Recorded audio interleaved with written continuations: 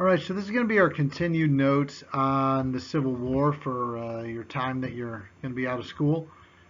Um, Basically, we'll just continue on from where we left off from last week, and I'll try to give you the notes every day for the stuff we took. I know you're a little bit behind right now, but we'll get you caught up, and then a little bit ahead by the time we're done here, a little bit ahead of the other class.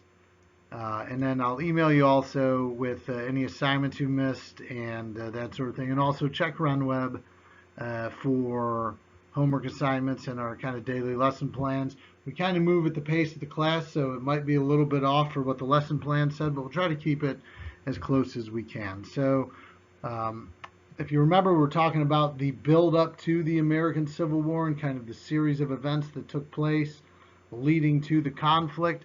So we're going to continue with that. Last time we left off, we talked about Bleeding Kansas and John Brown hacking up all those pro-slavery guys and the violence that took there as they tried to turn, Kansas into a slave territory or a free territory. The two sides converging and the violence that resulted. So let's talk about a few more events that are part of the build-up to the Civil War. Okay, first of which is something called the Dred Scott decision. You may be familiar with this one. So, Dred Scott was a slave. In 1857, sued for his freedom, claiming that he was now free by living in a free territory with his owner. Now, basically, I believe he lived in Missouri, and then he moves up to. He moves north into Iowa and then sues for his freedom. Understandable. Going from a slave state to a free state, it would make it, it would seem reasonable that somebody could have their freedom now if they were black living in a free state relative to being in a slave state. Ultimately, what happens in the Dred Scott decision is it goes through the various courts, making its way all the way up to the U.S. Supreme Court, where the U.S. Supreme Court in Dred Scott v. Sanford, which was a famous case, Dred Scott v. Sanford ruled that African Americans are not citizens under the Constitution and do not have the right to file suit in federal court. Scott's case ends up being thrown out by the Supreme Court. Now, the issue here is, according to the Constitution, according to the laws, basically the 3/5 compromise, by letter of the law, Dred Scott is 3/5 of a person. He doesn't count as fully as part of the population, so therefore, not being a citizen, and in fact being the property of someone else, he therefore does not have the right or the ability to file any sort of suit in a federal court. His case gets thrown out, and as you would expect, the supporters of slavery are very happy with the decision. The growing number of abolitionists in the North are extremely upset with the decision, and it adds more kindle to the fire of the pro-slavery people and the anti-slavery people, and is yet another big step towards the Civil War. Okay, so Dred Scott v. Sanford, 1857, another big step in that direction. Okay, 1859, Harper's Ferry. That's your next big event. This guy down here is John Brown again. We talked about him in Bleeding Kansas. Pretty significant abolitionist. In 1859, John Brown hoped to begin a slave revolt by seizing the federal arsenal in Harper's Ferry, Virginia. An arsenal is basically a place where the military keeps weapons and military needs and things like that. He wanted to take what he could from the arsenal, arm the slaves, and start a major slave revolt in the United States. And that was his objective there. He goes into basically locks himself and his sons and some of his other followers inside the arsenal there, and ultimately the U.S. Marines are called to come in to end, this seizure and this near revolt. Ironically enough, the person leading the Marines was Lieutenant Colonel by the name of Robert E. Lee, fighting at this point on the side of the United States of America. He was Lieutenant Colonel at this point, but very highly regarded. He was sent in. He defeats, so to speak, or at least forces the surrender of John Brown, who then, of course, is arrested and ultimately hanged for treason in front of many people. Back then, when there would be public hangings, there would be lots of people that would show up to the gallows, and as you can imagine, John Brown's hanging was one of the most popular ones, just because of the nature of what he did. People, again, in the North, the anti-slavery crowd is very upset about this, and ultimately, it's a win for John Brown as he becomes, of course, a martyr for the cause of abolition, for the cause of the end of slavery. I'm sorry, that handwriting is really bad. He becomes a martyr, M-A-R-T-Y-R.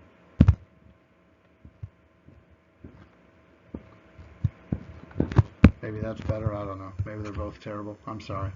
But he becomes a martyr for kind of the cause, the cause to abolish slavery. Ultimately, giving more notion to the fight that slavery needs to end in death than he probably would have done in life. Now, before we talk about the election of Abraham Lincoln, which is going to be a really important moment in the fight of course, to end slavery and ultimately cause the Civil War, we have to look at the presidents of the 1850s, okay, and how weak and ineffective they were, because it was their weakness and their ineffective practice that ultimately caused the rift that's going to develop and cause the Civil War. So you start off with Zachary Taylor. Zachary Taylor was a president for a short time. He was a general in the Mexican War. Well, he dies in office, and he wasn't even really all that political. In fact, he didn't even vote for himself as president because he wasn't registered. It was just a popular name that the Whig Party wanted to put in, so they could win the presidency. He dies, and a guy named Millard Fillmore becomes president. At this point, vice presidents and the power and influence of the vice president were not exactly clear. So Millard Fillmore was never genuinely accepted as president, and of course was unable to really accomplish much during his time in office. He's followed by a guy named Franklin Pierce. Now, Pierce is an interesting story. He was kind of a drunk, but I guess for lack of a better term, for good reason. When he and his wife were when he and his family were coming south from New Hampshire to go move into the White House, there was they of course were traveling by horse carriage. There was an accident or something, and one of the horses got spooked, and Pierce's daughter got thrown from the carriage and was killed. And this led Pierce to, really start to drink heavily, and that probably negatively impacted his ability to really accomplish much as president. So it was a largely ineffectual presidency of Franklin Pierce, and in fact, he was a Democrat. Taylor and Fillmore were Whigs. Taylor and Fillmore were Whigs. Pierce is a Democrat. And then in 1856, Pierce doesn't even get the nomination for president again. It goes to a guy named James Buchanan, who eventually becomes president, is also a Democrat. And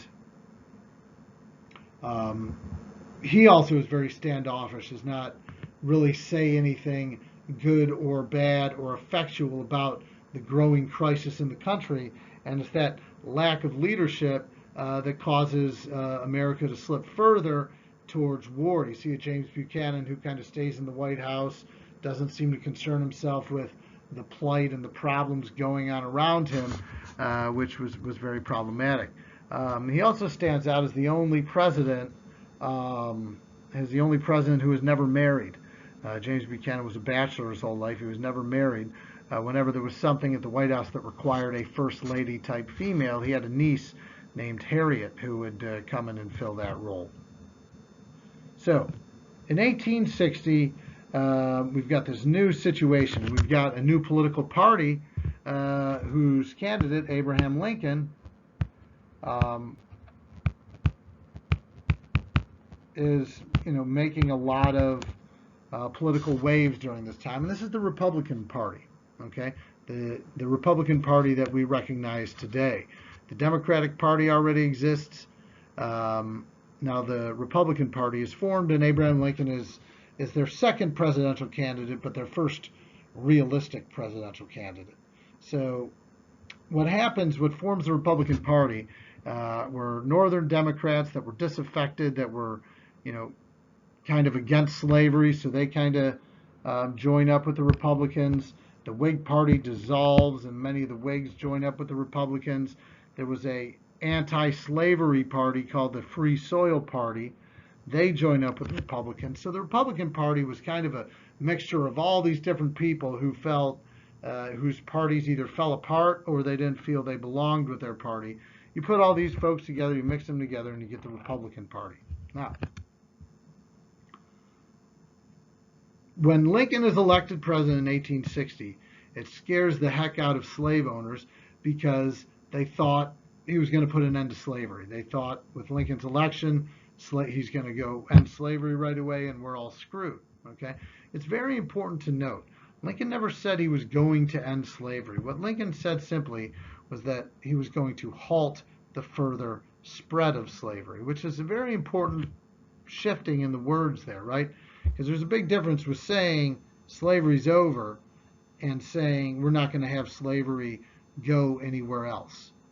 But the extreme pro-slavery people in the South think it's going to be a death blow to the institution of slavery, and ultimately that's how it was perceived by people in the slave states. And that's kind of what happens, right? So here's a picture, of course, of the leader of the United States, the president, Abraham Lincoln, during this time. And then this guy over here is the president of the Confederate States of America, Jefferson Davis. So these are your two political leaders at the onset of the Civil War, Abraham Lincoln and Jefferson Davis for the South. So let's kind of get a look at the Confederate States. So which states are the ones that seceded from the Union? There's 11 Confederate states in all, forming their own country. It's important to note that when the Confederate States seceded and became no longer part of the United States of America, the USA, they instead were part of what was called the CSA, the Confederate States of America, and there were 11 of them in all. South Carolina, Mississippi, Florida, Alabama, Georgia, Louisiana, Texas, Arkansas, Virginia, North Carolina, and Tennessee. Those are the 11 Confederate states, slave states, that seceded from the Union. The first one to do it was South Carolina, which did shortly after the election was called for Lincoln in 1860. On December 20th, 1860, South Carolina secedes from the Union, and several other states would follow. Several other of these states would follow not long after. Between December of 1860 and April of 1861 would be when all these states would secede from the Union and join with the Confederacy. Now, if you look at maps created by foreign countries like England and other places in Europe, old maps that were made from 1860 to 1861 to about 1865, they had the United States separated as two different countries. It was great for Europe to see, the separation of America, because a weaker United States or a weaker America was good for European powers. And they saw it as an opportunity. So many European countries actually supported the Confederacy, not because they believed in slavery, but because it would be good for them, politically and otherwise. But South Carolina is the first to secede in 1860, and there were also 4 slave states that remained loyal to the Union: Kentucky, Delaware, Maryland, and Missouri. These were all states that had slavery, but they didn't join the South. And these 4 states became known as the border states. And if you look at them on a map, they do kind of form a border between, a border between North and South there a little bit. So who does that leave? Who are the northern states that remain loyal? There's 15 total. And 19 if you include the 4 border states. So there's 30 states at this time, 15 with slavery, 15 without. 19 of them in total, including the 4 border states, stay with the Union. 11 secede and become the Confederacy. The northern states that stay, of course, are Oregon, California, Minnesota, Iowa, Wisconsin, Illinois, Indiana, Michigan, Ohio, Pennsylvania, New York, Vermont, New Hampshire, Maine, Rhode Island, Connecticut, and New Jersey. Oh, and Massachusetts. Sorry, I didn't include that in there. Is it? No, I didn't put Massachusetts in there. So that is the status of the states here, and so the battle lines have been drawn. The stage has been set for Civil War. There you go. And let's take a look at a map here that kind of shows kind of the divide, right? This is a little bit later. So Kansas wasn't a state yet, so we won't count that one. But you see, you got the ones over here that quickly became states because of the gold rush in Oregon and California, all the northern states, and then you got your 4 border states here in Missouri, Kentucky, Maryland, and Delaware. Virginia looks a little bit weird. Part of Virginia disagreed with the secession, and then they kind of formed their own, which of course became West Virginia, and West Virginia stayed with the Union, so that added another state to their side. And then on the south here, you get all the Confederate states. So that's what the map of America kind of looks like here in the mid 1860s, as we're divided between slavery and freedom. You'll notice also there's lots of territories here that haven't really been determined yet, as much of it is unorganized and unsettled and is not quite ready for statehood. So anyway, that's all for today. I'll give you some more notes on either tomorrow or Wednesday, and we'll keep you at pace with the class. I'll try to maybe get this stuff to you a night in advance, so then you have a little bit more time to get caught up with it. So anyway, just let me know if you have any questions. Shoot me an email with anything, and we should be good. All right, thanks.